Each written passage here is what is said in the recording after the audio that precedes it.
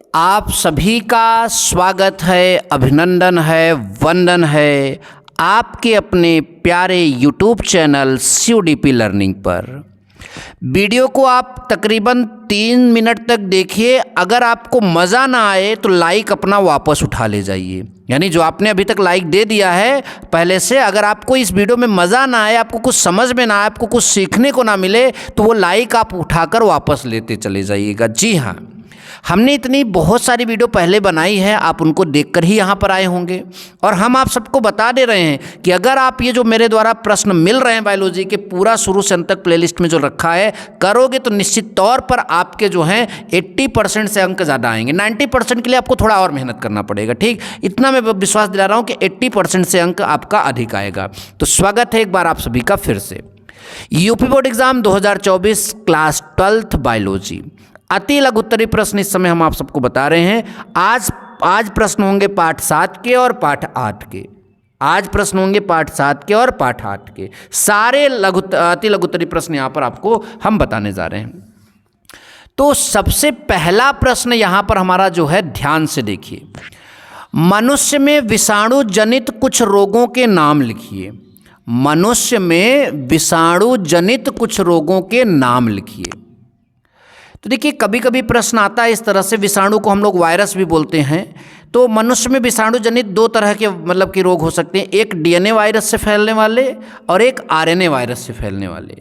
DNA virus से भी रोग होते हैं और RNA वायरस से भी होते हैं। तो DNA वायरस से जो आपके रोग होंगे वो चेचक होंगे। चेचक को हम लोग अंग्रेजी में बोलते हैं स्मॉल पॉक्स। हार्पीज होगा, हार्पीज ही बोला जाएगा। और अर्थराइटिस होगा, ठीक, अर्थराइटिस ही इंग्लिश में बोला जाता है। तो ये DNA वायरस से होने वाले रोग हैं। उसके बाद RNA वायरस से होने वाले रोग की बात करें तो पोलियो होगा, डेंगू ज्वर होगा, ठीक। उसके बाद कर्णफेर होगा, खसरा होगा, रेबीज होगा। ये RNA वायरस से फैलते हैं, पोलियो, डेंगू, कर्णफेर, खसरा और रेबीज। तो ये जो है विषाणु से फैलने वाले कुछ प्रमुख रोग हैं जो मनुष्य में होते हैं। एकदम रट लो बच्चों, बहुत इंपॉर्टेंट प्रश्न है, बहुत बार आया है, ठीक। अच्छा, अगला हमारा है, मनुष्य में साधारण जुकाम उत्पन्न करने वाले 2 विषाणुओं के नाम लिखिए। जो नॉर्मल मतलब कि जुकाम होता है उसको उत्पन्न करने वाले 2 विषाणुओं के नाम, रिहिनो वायरस और कोरोना वायरस। ये 2 ऐसे विषाणु हैं जो साधारण जुकाम उत्पन्न करते हैं, रिहिनो वायरस और कोरोना वायरस, ठीक। आगे चलते हैं। एस्केरिस जो है आपका, एस्केरिस के लार्वा में कितने त्वक पतन होते हैं? तो एस्केरिस जो होता है ये बहुत इंपॉर्टेंट है, इसका चित्र भी आप लोग देख लीजिएगा। एस्केरिस के लार्वा में 4 त्वक पतन होते हैं। एस्केरिस के लार्वा में कितने त्वक पतन होते हैं? 4, ध्यान दीजिएगा। नंबर नेक्स्ट हमारा है, मानव शरीर की प्राकृतिक विनाशी कोशिकाएं किन्हें कहते हैं? मानव शरीर की जो प्राकृतिक विनाशी कोशिकाएं हैं वो किसे कहते हैं? तो श्वेत रुधिराणु जो हैं, जिसे लिम्फोसाइट्स भी बोलते हैं, ये मानव रुधिर की जो है विनाशी कोशिकाएं कहलाती हैं। श्वेत रुधिराणु जो हैं लिम्फोसाइट्स, ये मानव रुधिर की विनाशी कोशिकाएं कहलाती हैं। कैसी कोशिकाएं कहलाती हैं? विनाशी कोशिकाएं कहलाती हैं। तो अच्छा, इतने प्रश्न आप सभी को क्लियर हो गए। नेक्स्ट प्रश्न हमारा है, प्राथमिक और द्वितीयक लसिकाओं के अंगों के नाम बताइए। जो प्राथमिक लसिकाएं हैं और द्वितीयक लसिकाएं हैं, उनमें जो अंग होते हैं उनके नाम बताइए। तो प्राथमिक लसिका अंग में बात करें तो अस्थि मज्जा व थाइमन है, अस्थि मज्जा और थाइमन है। द्वितीयक लसिकाओं की बात करें तो प्लीहा, लसिका नोड्स, टॉन्सिल्स और अपेंडिक्स व छोटी आंत के पियर्स पैचेज है। ये सारे जो हैं आपके प्राथमिक और द्वितीयक लसिकाओं के अंगों के क्या हैं? नाम हैं। ये सारे वो प्रश्न हैं जो बहुत बार पूछे गए, वही प्रश्न मैं आपके सामने लेकर आ रहा हूँ बार बार, ठीक। और ये देखिए, इस अध्याय में निम्नलिखित सुप्रसिद्ध संकेताक्षर इस्तेमाल किए गए हैं, इनका पूरा नाम लिखिए। कभी कभी जो है आपको शॉर्टकट में दिया जाएगा, उसका पूरा नाम लिखना होगा। पहला है MALT, MLT, ठीक, MALT। MALT का फुल फॉर्म क्या होता है? म्यूकोसल, क्या? म्यूकोसल एसोसिएटेड, ठीक, associated lymphoid, mucosal associated lymphoid आपका नाम हो जाएगा। और उसके बाद जो टी है तो इसका टिश्यू हो जाएगा, ठीक, तो टिश्यू हो जाएगा। या फिर इसे एसोसिएटेड भी बोलेंगे, यहाँ पर ये ए रहेगा एसोसिएटेड। ठीक, म्यूकोसल एसोसिएटेड लिम्फोसाइड या लिम्फाइड टिश्यू, इसका पूरा नाम हो जाएगा। ठीक, अगला है CMI। CMI का फुल फॉर्म, C मतलब सेल, M मतलब आपका मीडिएटेड और I मतलब इम्यूनिटी। ठीक, सेल मीडिएटेड इम्यूनिटी। ठीक, ये इसका फुल फॉर्म हो जाएगा। और आप सबको मालूम है एड्स का फुल फॉर्म तो सबको मालूम ही होगा, acquired immunodeficiency syndrome. Acquired immunodeficiency syndrome, ठीक, ये एड्स का फुल फॉर्म होता है। नंबर नेक्स्ट है NACO। NACO का फुल फॉर्म नेशनल एड्स नियंत्रण संगठन, ये आपका हिंदी होता है, और national AIDS control organisation. National AIDS control organisation जो है ANCO का फुल फॉर्म होता है। नंबर नेक्स्ट हमारा है HIV का full form, human immuno deficiency virus.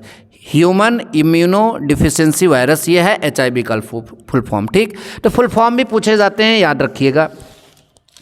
Number next हमारा है फ्रेडरिक ग्रिफिथ ने किस विषाणु का प्रयोग अपने शोध में किया था? उस विषाणु द्वारा जनित रोग का नाम भी लिखिए। तो ग्रिफिथ ने जो है न्यूमोकोकस जो है आपका, जिसे हम लोग ये भी बोलते हैं डिप्लोकोकस न्यूमोनिया। ठीक, इस जीवाणु का प्रयोग अपने शोध में किया और इस जीवाणु से होने वाले रोग का नाम न्यूमोनिया है। ठीक, ये बात ध्यान दीजिएगा। अच्छा, चाय उद्योग में चाय की पत्तियों का किण्वन किस सूक्ष्म द्वारा किया जाता है? चाय की पत्तियों का जो किण्वन होता है, एक प्रोसेस होता है, वो किस मतलब कि किस सूक्ष्म जीव द्वारा किया जाता है? तो इसका किण्वन जो है माइक्रोकोसम कैंडिडेंस नामक जीवाणु द्वारा जो है इसकी पत्तियों का किण्वन किया जाता है। नंबर नेक्स्ट, सिरका के उत्पादन में किस जीवाणुओं का उपयोग होता है? तो सिरका के उत्पादन में जो है एसिटोबैक्टर एसिटाई नामक जीवाणु का उपयोग होता है। उसी के कारण गन्ने का रस सिरका में कन्वर्ट होता है। जीवाणु कोशिका में किस प्रकार का केंद्रक होता है? जो आपकी जीवाणु कोशिका होती है उसमें किस प्रकार का केंद्रक होता है? तो अपूर्ण केंद्रक होता है, जिसे हम आरंभिक केंद्रक भी बोलते हैं। जीवाणु कोशिका में अपूर्व केंद्रक होता है, अपूर्ण केंद्रक होता है, जिसे हम आरंभिक केंद्रक भी बोलते हैं। नंबर नेक्स्ट प्रश्न है आपका, नाइट्रोजन स्थिरीकरण जो है करने वाले दो सूक्ष्म जीवों का नाम लिखिए। मतलब कि नाइट्रोजन स्थिरीकरण, नाइट्रोजन के चक्र को स्थिर बनाए रखने में कौन से ऐसे जीव हैं, उनका नाम हमें यहाँ लिखना है। तो नाम सुन लो, याद रख लो, रट्टा मार लो भैया। तो यहाँ पर 2 ठो पूछा, हमने 4 ठे बताया है। पहला आपका राइजोबियम रट लो। दूसरा आपका एजेटोबैक्टर, क्या एजेटोबैक्टर। फिर नीचे लिखा है नाइट्रोजन स्थिरीकरण के लिए उत्तरदायी साइनोबैक्टीरिया। ठीक, ध्यान दीजिए। तो साइनोबैक्टीरिया में बात करेंगे तो हमारा आएगा ये साइनोबैक्टीरिया नीचे है, ऊपर से सूक्ष्मजीव है, ना स्टाक हो जाएगा और एनाविना हो जाएगा। ये साइनोबैक्टीरिया है, वो आपका जो है सूक्ष्मजीव है। तो ना स्टाक, एनाविना और राइजोबियम और एजेटोबैक्टर जो हैं, ये कुल मिलाकर नाइट्रोजन स्थिरीकरण के लिए उत्तरदायी होते हैं। ठीक, अच्छा। नंबर नेक्स्ट प्रश्न है बच्चों आपका, बायोगैस के घटक गैसों के नाम लिखिए तथा इससे मनुष्य को होने वाले 2 लाभ बताइए। बायोगैस एक प्रकार से गैसों, मतलब जिसमें मुख्यतः मीथेन शामिल है, का मिश्रण है जो सूक्ष्म सक्रियता द्वारा उत्पन्न होती है। कुछ बैक्टीरिया जो सेल्यूलोजी पदार्थ का अवायवीय रूप से उगते हैं, वह CO2 तथा H2 के साथ साथ बड़ी मात्रा में मीथेन भी उत्पन्न करते हैं। ठीक, तो ये आपका यहाँ पर हो जाएगा। ठीक, नंबर नेक्स्ट प्रश्न की बात करें तो उन सूक्ष्म जीवों का नाम बताओ जिनमें साइक्लोस्पोरिन ए, जिसे हम लोग प्रतिरक्षा निषेधात्मक औषधि बोलते हैं, तथा स्टैनिन, जिसे हम लोग रक्त कोलेस्ट्रॉल लघुकणक कारक बोलते हैं, को प्राप्त किया जा सकता है। तो 2 यहाँ पर हमें जो है नाम बताने हैं। तो पहला है आपका साइक्लोस्पोरिन ए का उत्पादन जो है आपका ट्राइकोडर्मा पॉलीस्पोरम नामक कवक से किया जाता है। और स्टैटिन की बात करें तो इबैक्टिन जो है इसका उत्पादन जो है मोनास्कस परप्यूरियस से किया जाता है। ठीक, मोनास्कस परप्यूरियस से जो है किया जाता है। नंबर नेक्स्ट हमारा है जैव उर्वरक क्या है। जैव उर्वरक क्या है?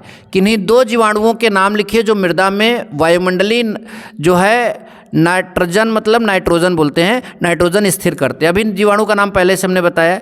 तो जैव उर्वरक एक प्रकार के बीज हैं जो मृदा की पोषक गुणवत्ता को बढ़ाते हैं। नास्टाक, एनाबिना, टोली प्रोथिस्क आदि वायुमंडल से नाइट्रोजन गैस को ग्रहण कर इसे नाइट्रोजन यौगिक में क्या कर देते हैं, परिणत कर देते हैं, यानी उसमें बदल देते हैं। ठीक, ये ध्यान दीजिए। एक प्रश्न हम लोगों का और है, इसको ध्यान दीजिए। एंटीबायोटिक की परिभाषा और पेनिसिलिन की खोज किसने किया? पेनिसिलिन के महत्व को बताइए। तो एंटीबायोटिक क्या है? प्रतिजैविक हिंदी में बोलते हैं हमारे शरीर में प्रवेश करने वाले हानिकारक सूक्ष्म जीवों, विशेषकर जीवाणुओं को मारने वाले रसायन एंटीबायोटिक कहलाते हैं। पेनिसिलिन की खोज जो है फ्लेमिंग ने किया था, और पेनिसिलिन का महत्व यह है कि यह एक प्रतिजैविक है, यानी एक एंटीबायोटिक है। इसका प्रयोग बहुत से जीवाणु जनित रोगों जैसे सिफिलिस, गठिया, डिप्थीरिया, फेफड़ों का संक्रमण आदि के उपचार में किया जाता है। तो इस तरह से आप सभी को ये वीडियो पसंद जरूर आया होगा। वीडियो पसंद आया तो लाइक और शेयर जरूर करें। मिलेंगे नेक्स्ट वीडियो में। Thank you so much. जय हिंद, वंदे मातरम।